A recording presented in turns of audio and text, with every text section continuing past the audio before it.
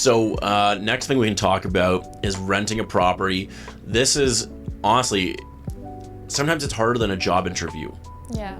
It's not just, hey, you like this place, shake my hand, take the property. It's very, very intrusive on your personal information. Yeah. And many people, I find, when they talk to us, they kind of feel like they don't want to give all that information to us yet because, they don't know us. And it's private. Yeah. Right? We get it. But you have to understand the nature of our relationship, which is it's strictly to help you. Yeah. Right? So renting a property, if I ask you, how do I rent a property? How do I do it? Well, first, I need to know what you're looking for. This helps utilize your time and makes the process easier. I'm here to we have the MLS. I'm here to help you find the property that you're looking for, but I need to know what you're looking for. Very fair. Very fair. So I tell you 1 bedroom, 2 bedroom, I need a parking spot, I have golden retriever, all whatever it is. Yes. Then what? Next would be the documentation that is pretty common that I highly suggest you having ready beforehand. Sure. Because it does take time to get. So the first thing would be the rental application. It's a standard form. I can send it right to you. The next would be an employment letter, and 2 to 3 most recent pay stubs is the most common amount. Sometimes they request more, so just be wary of that. Landlords just want to know how you're making the income you're making and how you're going to afford just living there. And some people say, well, I'm a student or I'm a retiree. And in those instances, there are ways around it. It's the main question they're asking is not, do you work? Because really, who cares? Yeah. What they're asking is, how can you justify the means of living on the property so that you don't go into default, you don't breach that? So there's always ways around it. But by having these documents, we can figure out that strategy. Yeah, we just have to know ahead of time. Yeah. And the last thing would be a credit report, which is very standard. A lot of landlords ask for this. And if we know ahead of time, we can also help with how we're going to paint the situation to the landlord and present it. Exactly.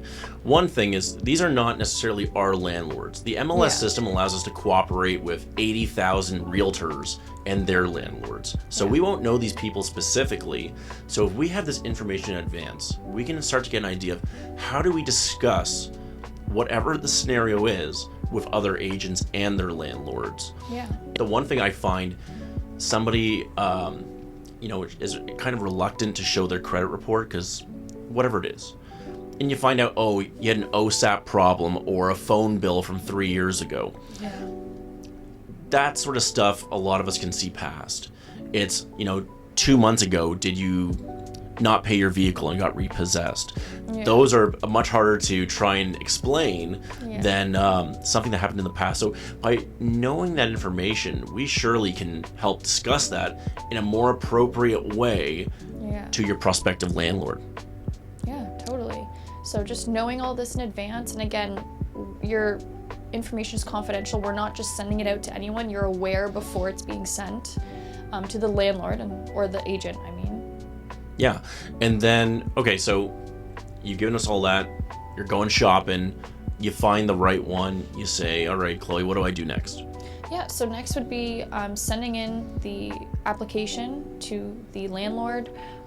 This will require all the documents, which is why I say to have them done early, because it can take time to get them. Yeah, there's so many people who want to get that letter of employment at that point. Yeah. And their HR says it'll come in a week. Yeah, and we don't want to miss out. If this is the property you want, you don't want to have another offer come in. And then timelines, it's gone. right? Yeah. Rentals are like, you need to move in 45 days. You need to move in 30 days. Yeah. So knowing you're going to miss 1 week to get that document, that's crucial. Yeah, that's Crucial a lot of time. You might miss your deadlines based on that. So order those right away, request those right away. Yeah.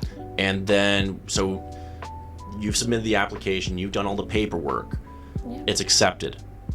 Well, now we walk you through the closing process, and this will be an email. We'll do this. We won't go too much into this because it's very Everyone's specific. unique. Yeah, it'll all be unique, but yeah, but we'll walk you through it all, and we help you right up all the way to closing. So you don't have to worry. This is why it's good to have a realtor. We help you with everything. And the one thing I've realized, especially when I'm helping like people new to the country, is they're a little bit concerned about scammers because they don't know us, right? They're not familiar with Royal LePage, even as a national brand, but when do they pay? How do they pay the deposits? Oh, So once your application is accepted and you've signed the lease, you give first and last month's rent, and it's put in a trust account, so it's safe.